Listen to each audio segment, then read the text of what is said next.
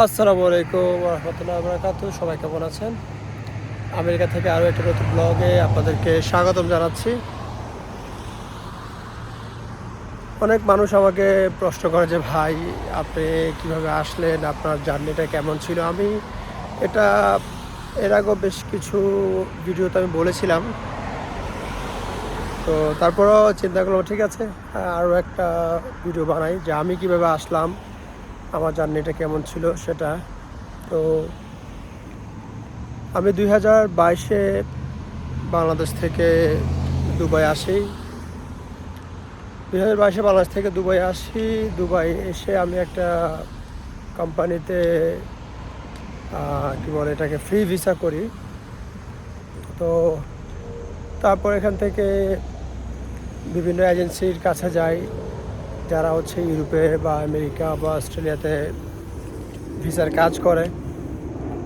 তো ইন্টারনেটে তো আমরা এরকম অনেক কিছুই দেখি, যে এর ভিসা হয়ে গেল, ওর ভিসা হয়ে গেল, 2 মাসে ভিসা পেলো, 3 মাসে পেলো, 6 মাসে পেলো। এগুলো দেখে দেখে আসলে মনে হয় যে খুব সহজ ভিসা পাওয়াটা। বাট যখন আমি আসি, আমি 2022-এর এপ্রিলের ভিসা করার পরে হচ্ছে বিভিন্ন এজেন্সির কাছে যাই, কথা বলি। তো বিভিন্ন জায়গা থেকে অ্যাপ্লাই করি। বেসিক্যালি বাংলাদেশ থেকে আসার মুখ্য উদ্দেশ্য ছিল ইউরোপে যাওয়ার জন্য, বেসিক্যালি যে ইউরোপ যাব। তো আসার পরে বিভিন্ন জায়গায় অ্যাপ্লাই করি, কিন্তু সবাই টাকা নেয়, কিন্তু অ্যাপ্লাই করে ভিসা হয় না। আর যার কাছে যাই সেই বলে ভাই ভিসা হবে, সেই বলে ভিসা হবে। তো তার ভিতরে ম্যাক্সিমাম পাকিস্তানি, ইন্ডিয়ান ছিল। তো অনেক ইন্ডিয়ান, অনেক পাকিস্তানি এজেন্সির কাছে যাই, যারা বলে যে ভাই ভিসা হবে, সাদা পাসপোর্টের ভিসা হবে, সমস্যা নেই। আমি বললাম যে দেখেন ভাই, আমার তো কোনো দেশে ভিজিট নেই, কোথাও ট্রাভেল হিস্ট্রি নেই, কোথাও দেশে ভিজিট করি নাই, দুবাইতেই আমি প্রথম। তো কতটুকু চান্স আছে? বলে যে হবে হবে, আমরা এরকম অনেক বাঙালি ভিসা করেছি, আমরা ফ্রেশ পাসপোর্টে, সাদা পাসপোর্টে ভিসা করেছি, সমস্যা নেই, হবে। তো তাদের কথা শুনে তারা এমনভাবে কথা বলে যে বাবারে, মনে হয় যে হবে, মানে ওদের কথা শুনে মনে হয় যে বিষয় আসলেই মনে হয় সহজ। তো ওইভাবে অ্যাপ্লাই করি, টাকা পয়সা দেই, অনেক জায়গা থেকে অ্যাপ্লাই করলাম, রিফিউজাল, ভিসা তো হয় না, টাকা নষ্ট, সময় নষ্ট। তারপর মানে বিরক্ত হয়ে যাই। বিরক্ত হওয়ার এক পর্যায়ে চিন্তা করি যে না, এভাবে ভিসা তো হবে না, ওয়ার্ক পারমিট দেখি, ওয়ার্ক পারমিটে যাওয়া যায় কিনা। তো ওয়ার্ক পারমিটের জন্য যারা দুবাইতে থাকেন বা আরব আমিরাতে থাকেন তারা চিনবেন বিজনেস বেতে অনেক বড় বড় অফিস আছে। আর যত বাটপার আছে, চিটার আছে, ওরা কিন্তু ওদের সবগুলো হেড অফিস হচ্ছে বিজনেস বেতে ওরা বিশাল বড় অফিস নিয়ে বসে আছে।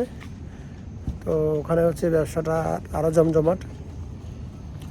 তো ওখানে গিয়ে একজন আমাকে সন্ধান দিল যে ওখানে একটা এজেন্সি আছে, ওদের কাছে যান, ওরা ভিসার কাজ করে। তো আমি এবং আমার একজন আত্মীয় আছে, আমার শ্বশুরবাড়ির এক আত্মীয়, আমরা দুজনে ওখানে টাকা দিই ভিসার জন্য। কিন্তু ওখানে একটু শর্ত ছিল। প্রথম ওরা বলেছিল যে 2 মাসে হবে, কিন্তু 2 মাসে তো ওয়ার্ক পারমিট আসেই নাই, সময় লেগেছে অনেক বেশি। তারপরে ওয়ার্ক পারমিট আসার পরে তো ভিসা হবে এবং গ্যারান্টি নেই। তারপর আমি বললাম যে অন্তত, তখন আমরা পোল্যান্ডের জন্য অ্যাপ্লাই করি। তারপর বললাম যে আমাকে অ্যাম্বাসির অ্যাপয়েন্টমেন্ট ডেটটা দেন, তারপরে বাকি টাকাটা নেন। তো শুরুতে ওদেরকে আমি 3600 দিরহাম দেই, কিন্তু বাকি টাকাটা ওরা আবার চাচ্ছে, আরও টাকা পাবে এখানে। ওরা বলে যে না, আগে বাকি টাকাটা দিয়ে দেন, তাহলে আমরা অ্যাপয়েন্টমেন্টের জন্য অ্যাপ্লাই করবো। ভাই, অ্যাপয়েন্টমেন্ট তো পাওয়া যাচ্ছে না, আমি জানি। আপনি আমাকে আগে অ্যাপয়েন্টমেন্ট ডেট এনে দেন, তারপর হচ্ছে যে আমি আপনাকে বাকি টাকাটা দেবো। তো এটা নিয়ে ওদের সাথে অনেক বাক বিতরণ হয়, অনেক কথাবার্তা হয়। ফাইনালি লাস্টে আমি ওদেরকে টাকা দেই না। আমার কাছে মনে হলো যে না, এখানেও মানে কী বলে, প্রতারণা বা লোকসানের সম্ভাবনা বেশি, তাই জন্য আমি ছেড়ে দিই ওটা। তো এইভাবে আমি অনেক জায়গায় অনেক লোকসান হয়, আমার অনেক টাকা পয়সা নষ্ট হয়।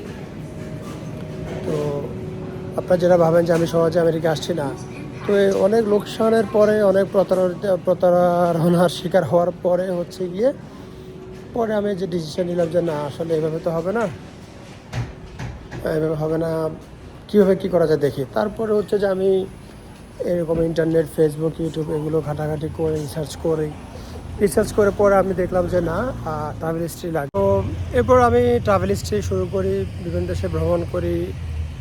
তারপর হচ্ছে যে আমি নিজে ভিসার জন্য অ্যাপ্লাই করি। তো আমি যখন ট্রাভেল হিস্ট্রি শুরু করি Egypt, Jordan, Azerbaijan, Georgia, Thailand, Malaysia, তারপর তুর্কি, মালদ্বীপ, সার্বিয়া, সাইপ্রাস।